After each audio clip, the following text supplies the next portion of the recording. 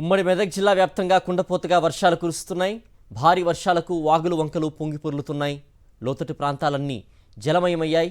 ఇళ్లలోకి భారీగా వరద నీరు చేరడంతో ప్రజలు తీవ్ర ఇబ్బందులు ఎదుర్కొంటున్నారు.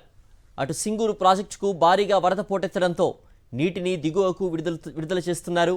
దీంతో ప్రజలు అప్రమత్తంగా ఉండాలని అధికారులు సూచిస్తున్నారు.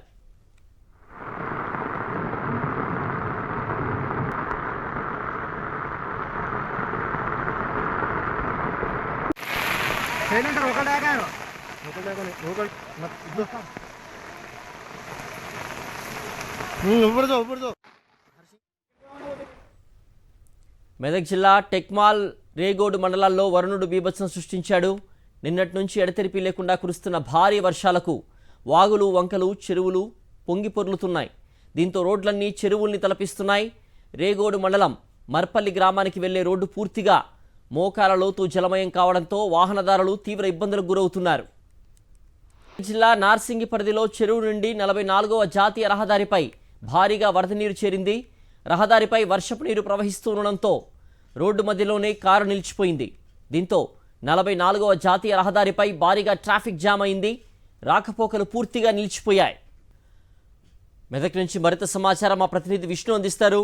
విష్ణు, పూర్తిగా రోడ్లపైకి వర్షపు నీరు చేరింది. ఎక్కడికక్కడ కార్లు కూడా కొట్టుకుపోయే పరిస్థితి కనిపిస్తోంది. దీనికి సంబంధించి కూడా అధికారులు ఎలాంటి హెచ్చరికలు జారీ చేస్తున్నారు? పూర్తి వివరాలేంటి విష్ణు? సిద్ధు, మనం చూడొచ్చు ఇప్పుడు నేషనల్ హైవే నెంబర్ 765 పైన ఉన్నాం మనం. ఇది హైదరాబాద్ నుండి బోధన్ నాందేడ్ వెళ్ళే రహదారి.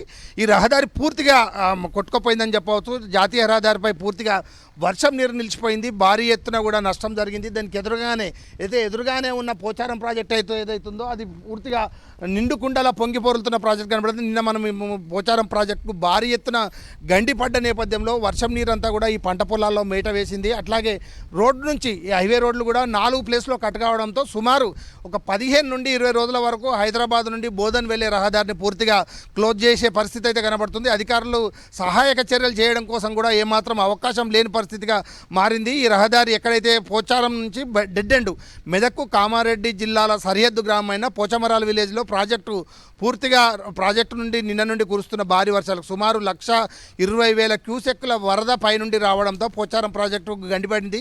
ఆ గండి నుండి రావడము విపరీతమైన వాటర్ ఫ్లో కావడంతో రోడ్లు కూడా పూర్తిగా కొట్టుకుపోయిన పరిస్థితి కనబడుతుంది. అంటే 3 ప్లేస్లలో కూడా రోడ్డు పూర్తిగా కొట్టుకుపోయింది. దానికి ఆనుకొని ఉన్న బ్రిడ్జ్ కూడా చాలా పెద్ద ఎత్తున ప్రమాదకరమైన పరిస్థితి ఉంది. కాబట్టి ఎవరిని కూడా హైదరాబాద్ నుండి బోధన వాళ్ళు ఎవరు కూడా వేరే మార్గాల్లో వెళ్ళాలి తప్ప ఇక్కడ నుండి వెళ్ళకూడదని చెప్తా ఉన్నారు. అయితే ఇక మిగతా విషయాలకు కనుక వస్తే జిల్లా వ్యాప్తంగా సుమారు 12 మంది గల్లంతైనట్టుగా అధికారులు చెప్తా ఉన్నారు. అందులో 3 కాపాడడం జరిగింది. మిగతా వాళ్ళకి సంబంధించిన ఆచూకీ తెలియలేదు. వాటందరి కోసం ప్రయత్నం చేస్తూ ఉన్నారంటున్నారు. అయితే ముఖ్యంగా హవేలీ గణపురం మండలం దూప్ సింగ్ తాండాలో ఏదైతే నిన్న 5 చెట్లపైన చిక్కున్నారో వాళ్ళందరినీ కూడా ఎస్డీఆర్ఎఫ్ సిబ్బంది తెల్లవారుజామున రెస్క్యూ ఆపరేషన్ ద్వారా వాళ్ళని కాపాడడం జరిగింది. కార్లో కొట్టుకుపోయిన నాగపూర్ వద్ద కార్లో కొట్టుకుపోయిన వాళ్ళు ఇద్దరిలో ఒకరు రక్షించడం జరిగింది. ఇంకొకరు గల్లంతయ్యారు. ఇప్పటి వరకు కనుక అధికారులు చెప్తున్న దాని ప్రకారం 2 మృత్యువాత పడ్డారు. 12 మంది గల్లంతవుతున్నారని చెప్తున్నారు. కానీ దీని సంఖ్య ఇంకా పెరిగే అవకాశం అయితే కనబడుతుంది. అయితే నిన్న రాత్రి కొద్దిగా వర్షం తగ్గినప్పటికి కూడా భారీ ఎత్తున మళ్ళొకసారి ఉదయం నుండి వర్షం ప్రారంభమైంది. ఈ వర్షం ప్రారంభం కావడంతో ఎగ నుండి పెద్ద ఎత్తున నీళ్లు వస్తూ ఉన్నాయి. పోచారం ప్రాజెక్టు ప్రమాదంలో ఉన్న నేపథ్యంలో కిందున్న 12 గ్రామాల ప్రజలందరినీ కూడా ఖాళీ చేసే ప్రయత్నం కనబడుతుంది. నిన్న వాళ్ళందరినీ కూడా సురక్షిత ప్రాంతాలకు తరలించడం కోసం ఏర్పాటు చేస్తున్నారు. 12 గ్రామాల ప్రజలందరినీ కూడా వివిధ ప్రాంతాలకు తరలిస్తూ ఉన్నారు. అయితే అట్లాగే ఈరోజు ఉమ్మడి మెదక్ జిల్లా వ్యాప్తంగా కూడా పాఠశాలలకు సెలవు ప్రకటించారు. ఏదైతే వాతావరణ శాఖ చెప్తున్న దాని ప్రకారం ఈరోజు కూడా అతి భారీ వర్షాలు ఉండే అవకాశం ఉన్న నేపథ్యంలో ప్రజలు ఎవరు కూడా ఇండ్ల నుంచి బయటకు రావద్దని చెప్తా ఉన్నారు. పంట పొలాలు పాడయ్యాయి. అన్ని పూర్తిగా ఉమ్మడి మెదక్ జిల్లా అయితే అతలాకుతలమైందని చెప్పవచ్చు. జాతీయ రహదారి నేషనల్ హైవే నెంబర్ 44 కూడా పూర్తిగా నార్సింగ్ వద్ద కొట్టుకపోవడంతో హైదరాబాద్ నుండి నిజామాబాద్ వెళ్లే రహదారి కూడా పూర్తిగా దిగ్బంధం కావడం జరిగింది. అట్లాగే Akkanapeta under pass railway bridge కూడా బ్రిడ్జ్ కింద వాటర్ ఫ్లో రావడంతో కూడా రైళ్లను నిలిపివేసే పరిస్థితి కనబడుతుంది. తలమడ్ల వద్ద కూడా రైల్వే గేట్ తెగిపోయింది.